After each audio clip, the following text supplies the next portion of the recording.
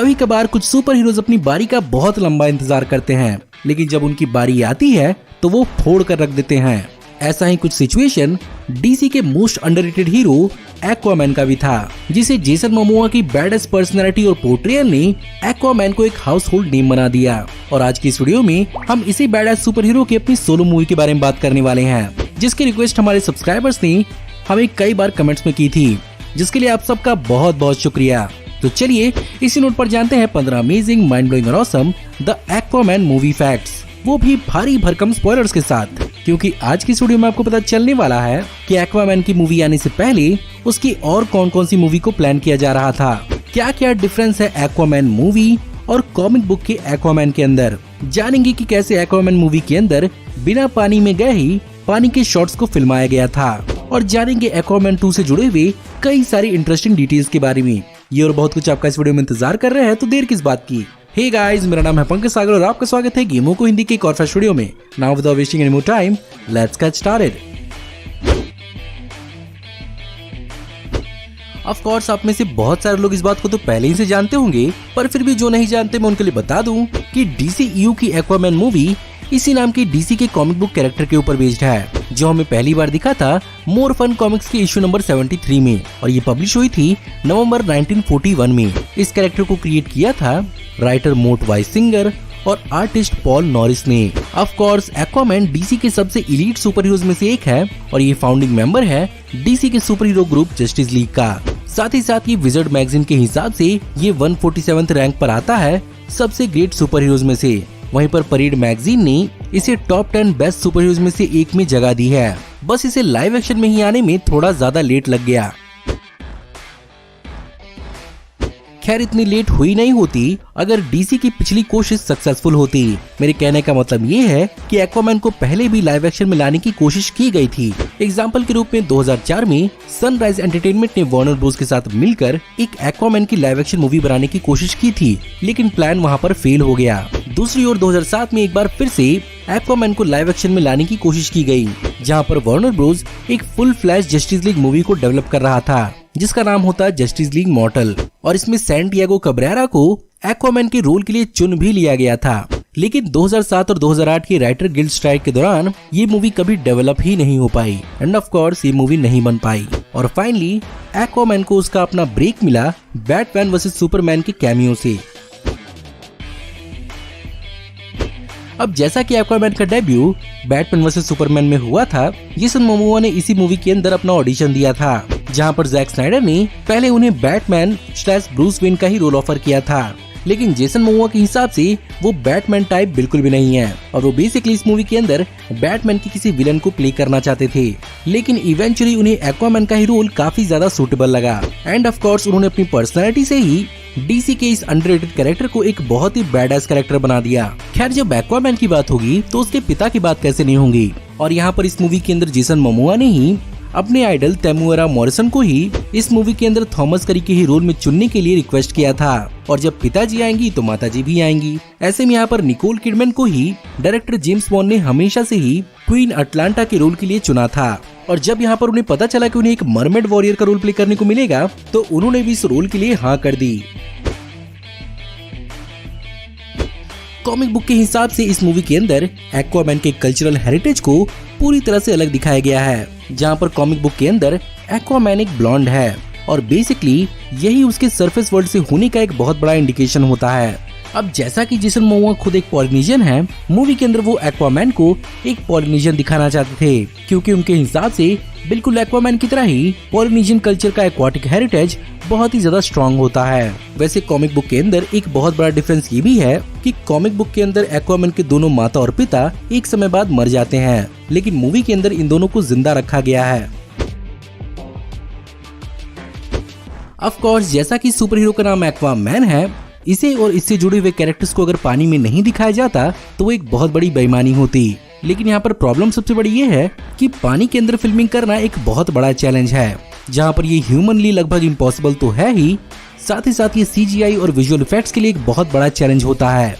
यही कारण है कि कैरेक्टर्स आपको जहाँ पर भी पानी के अंदर या अटलांटिस में दिखे हैं, उसे अंडर वाटर शूट नहीं किया गया है, बल्कि यहाँ पर ट्यूनिंग फोर्क जैसे दिखने वाले हार्नेस का इस्तेमाल करके पानी को आर्टिफिशियली सिमुलेट किया गया है। एंड ऑफ कोर्स यहाँ पर इसी की वजह से क्लोथ्स और हेयर को फ्लोटिंग बनाना एक बहुत बड़ा चैलेंज था, जिसे ऊपर से एनिमेट करके CGI से ऐड किया गया था। और इस मूवी के अंदर सिर्फ और सिर्फ हेयर सिमुलेशन के ही तकरीबन 670 CGI शॉट्स हैं।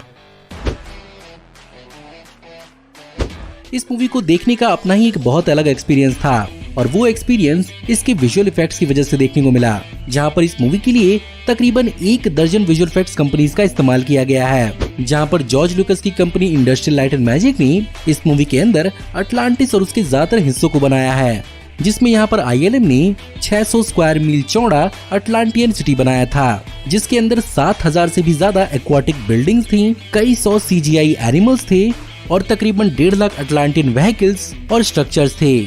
ऊपर से यहाँ पर ILM ने ही कराथियन को बनाया था, जिसे इस मूवी के अंदर की फ्रेमिंग के थ्रू एनिमेट किया गया था। वहीं पर यहाँ पर वेटा डिजिटल का इस्तेमाल किया गया था विलियम डफो, तैमुएरा मॉरिसन और निकोल किडमन के यंगर वर्जन्स को डी-एज करने में। पर फिर भी अभी VFX की कहानी पूरी खत्म नहीं होती।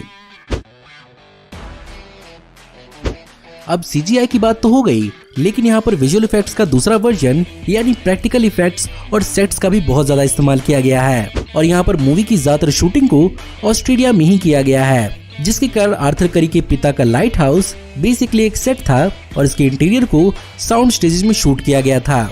ऊपर से आर्थर जिस बार में अपने पिता के साथ बियर पीता है, उस बार और उसकी लोकेशंस को भी पूरी तरह से प्रैक्टिकली बनाया गया था। इसके ऊपर से जहाँ पर आर्थर और मेरा ब्लैक मैंटा और अटलांटिन सोल्जर्स का सामना करते हैं, उस लोकेशन को ऐसा दिखाया तो गया है कि वो इटली का सिसिली का एरिका गांव है, लेकिन यहाँ पर प्रोडक्शन के खर्चे के कारण इस विलेज को पूरी तरह से CGI से ही बनाया गया था। और ये सब कुछ तो कुछ भी नहीं है मूवी के कई सारे अटलांटियन और अंडर वाटर प्रैक्टिकल सेट्स के आगे। अब चलिए बात करते हैं इस मूवी के अंदर सुपर हीरोज और सुपर विलन की फिजिकल प्रिपरेशन के बारे में, जहां पर जैसा कि जेसन मोमोआ की हाइट 6 फुट 4 इंचेस है, पैट्रिक विल्सन को उनके हिसाब से खुद को बहुत ज्यादा बिल्डअप करना पड़ा, जहां पर वेट गेन के साथ साथ उन्हें जिम में कड़ी ट्रेनिंग करके मसल गेन भी करना पड़ा। और यहाँ पर एक्टर्स को जूडो और जुजुत्सु के जैसे कई सारे मार्शल आर्ट के बेसिक ट्रेनिंग भी दी गई, जहाँ पर जेसन मोमोआ रॉक क्लाइंबिंग भी करते थे। वहीं पर ब्लैक मैंटा का रोल प्ले करने वाले याया अब्दुल मतीन को कोई खास ट्रेनिंग के लिए कहा नहीं गया था, पर फिर भी उन्होंने अपनी ओर से अपनी बॉडी को इस तरह से डेवलप किया कि उनके कैरेक्टर के लिए जेम्स वॉन ने मूवी के अंदर कई सारी रीराइट्स की। अब चलिए बात करते हैं इस मूवी में दिखे कॉस्ट्यूम्स के बारे में। तो मूवी की क्लाइमेक्स में दिखा एक्वामैन का कॉस्ट्यूम बेसिकली क्लासिक एक्वामैन को होमाज था, और इसका इंस्पिरेशन न्यू 52 के एक्वामैन रिबूट से ही लिया गया है। और यहाँ पर इस कॉस्ट्यूम को जेसन मोमोआ के लिए पहनना बहुत ज्यादा मुश्किल था, स्पेशली तब जब उन्हें बाथरूम जाना होता था। लेकिन ऑफ कोर्स सुपर हीरो बनना है तो सुपर हीरो की जिम्मेदारी तो उठानी ही पड़ेगी। वहीं पर याया अब्दुल मतीन के ब्लैक मैंटा का सूट उनकी बॉडी के हिसाब से बनाया गया था, और यहाँ पर उनके सूट के लिए उनका फुल बॉडी स्कैन किया गया था। वीडियो की शुरुआत में ही मैंने आपको ये बात क्लियर कर दी थी कि अब जब भी हमें एक्वामैन का नाम सुनने को मिलता है, हमें जेसन मोमोआ की पर्सनालिटी याद आती है। और उनका यहाँ पर एक्वामैन का पोर्ट्रियल इतना ज्यादा शानदार और इम्पैक्टफुल था कि कॉमिक बुक के अंदर भी जेसन मोमोआ के ही टैटूज को एक्चुअली अडॉप्ट किया गया, जो जेसन मोमोआ के इस कैरेक्टर के ऊपर पड़े इम्पैक्ट का एक बहुत बड़ा सबूत है।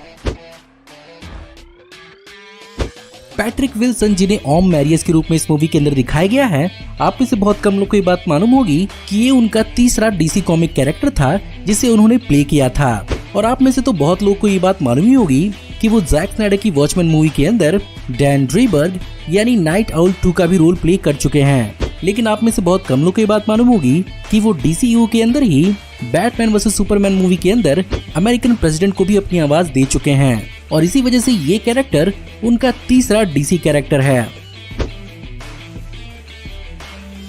जेम्स वॉन के हिसाब से एक्वामैन मूवी ठीक जैक स्नाइडर की जस्टिस लीग के बाद शुरू होती है, लेकिन यहाँ पर कई सारे छोटे मोटे ऐसे डिटेल्स भी हैं जो पूरी तरह से चीजों का सेंस नहीं बनाते।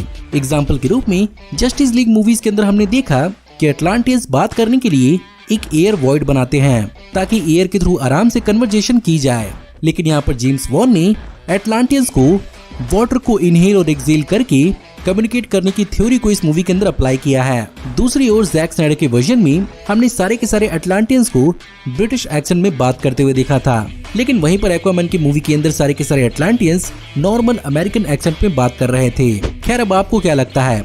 अब आप मुझे कमेंट पे जरूर बताइएगा कि मूवी के अंदर दिखाए हुए इस प्लॉट होल का आखिर सेंस क्या बन सकता है। इस मूवी के अंदर दिखाया हुआ वो हॉरर सीक्वेंस तो आपको याद ही होगा, जहां पर द ट्रेंच मीरा और आर्थर पर हमला करते हैं। वेल एक्चुअली इन्हें कॉमिक बुक में न्यू 52 रिबूट में इंट्रोड्यूस किया गया था, जहां पर कॉमिक बुक के अंदर इनकी आंखें भी हैं, लेकिन यहाँ पर जेम्स वॉन ने इनके डिजाइन को मूवी के अंदर पूरी तरह से चेंज कर दिया है और उन्होंने यहाँ पर थ्योराइज किया है कि मारियाना ट्रेंच में रहने के कारण इनकी आंखें डेवलप नहीं हुई हैं। वेल, जेम्स वॉन को ये क्रीपी मॉन्स्टर्स इतने पसंद आए थे कि उन्होंने 2019 में इनकी एक सेपरेट स्पिन ऑफ मूवी भी अनाउंस की थी, लेकिन 2021 में इस प्लान को कैंसिल कर दिया गया है। अब चलिए बात करते हैं एक्वामैन मूवी के अचीवमेंट्स के बारे में, जहां पर फाइनेंशियली ये मूवी बहुत ज्यादा धमाकेदार रही, क्योंकि इस मूवी को ओरिजिनली 160 से 200 मिलियन डॉलर्स की बजट पर बनाया गया था, जिसके दम पर इसने 1.1 बिलियन डॉलर्स वर्ल्ड वाइड कमाए थे, जहां पर इसने 335 मिलियन डॉलर्स यूनाइटेड स्टेट्स और कनाडा में कमाए। वहीं पर 812 मिलियन डॉलर्स इसने पूरी दुनिया से कमाए थे और ये DCU की अब तक की सबसे ज्यादा कमाने वाली मूवी साबित हुई। और Harry Potter and the Deathly Hallows part 2 के 1.3 बिलियन डॉलर्स के रिकॉर्ड के बाद ये मूवी वार्नर ब्रोस की दूसरी सबसे ज्यादा कमाने वाली मूवी साबित हुई। वहीं पर अगर बात करें किसी प्रकार के क्रिटिकल अचीवमेंट्स की, तो यहाँ पर इसे चाइनीज अमेरिकन फिल्म फेस्टिवल में most popular US film in China का अवार्ड मिला। वहीं पर इसे विजुअल इफेक्ट सोसाइटी अवार्ड में outstanding creative environment in a photo realistic feature और आउटस्टैंडिंग वर्चुअल सिनेमेटोग्राफी इन अ फोटो रियल प्रोजेक्ट के अवार्ड के लिए नॉमिनेट किया गया था। अब चलिए बात करते हैं एक्वामैन 2 के बारे में। जी हाँ, एक्वामैन 2 का प्रोडक्शन पूरी तरह से अपने जोरों शोरों पर है, जहां पर इसके सीक्वल को डेवलप करने की पिच जेसन मोमोआ ने ही 2018 में वार्नर ब्रोस को दी थी और इस मूवी के अंदर लगभग सारे के सारे कैरेक्टर अपने रोल में वापस आ रहे हैं। और तो और यहाँ पर जेम्स वॉन ने एक्वामैन का एक नया सूट रिवील किया है, वहीं पर उसके भाई ओम का एक नया लुक भी रिवील किया है। इस मूवी को बुलाया जा रहा है Aquaman and the last kingdom और यहाँ पर जेम्स वॉन के हिसाब से वो यहाँ पर 1965 के planet of the vampires movie से बहुत ज्यादा इंस्पायर्ड हैं। तो ऑफ कोर्स इस मूवी के अंदर हमें हॉरर एलिमेंट भी देखने को जरूर मिलेगा। खैर, इस मूवी की प्रोडक्शन अभी चालू है और इसे 16 दिसंबर 2022 को रिलीज करने का प्लान किया जा रहा है। तो गाइज, ये थे 15 अमेजिंग माइंड ब्लोइंग और awesome the Aquaman movie facts. Of course Aquaman 2 के लिए हम सब बहुत ज्यादा एक्साइटेड हैं और देखते हैं ये मूवी कब तक रिलीज होती है। बाय द वे, अगर आपको आज की वीडियो पसंद आई हो तो इस वीडियो को लाइक जरूर करिएगा। साथ ही साथ मुझे कमेंट में जरूर बताइएगा कि आपको इस वीडियो में बताए हुए कौन कौन से फैक्ट जानकर बहुत ज्यादा हैरानी हुई और आप इस मूवी से जुड़े हुए और कौन कौन से फैक्ट जानते हैं। हमारी आने वाली ऐसी और वीडियोस को देखते रहने के लिए हमारे चैनल को सब्सक्राइब करिए, बेल वाले आइकन को दबाइए और हमारी वीडियोस को बिना मिस किए एंजॉय करते रहिए। और अगर आप चाहें तो इस वीडियो के लिंक को अपने दोस्तों ग्रुप्स के बीच में जितना हो सके उतना शेयर करें। Thank you for watching, see you in the next video. Till then take care, good bye.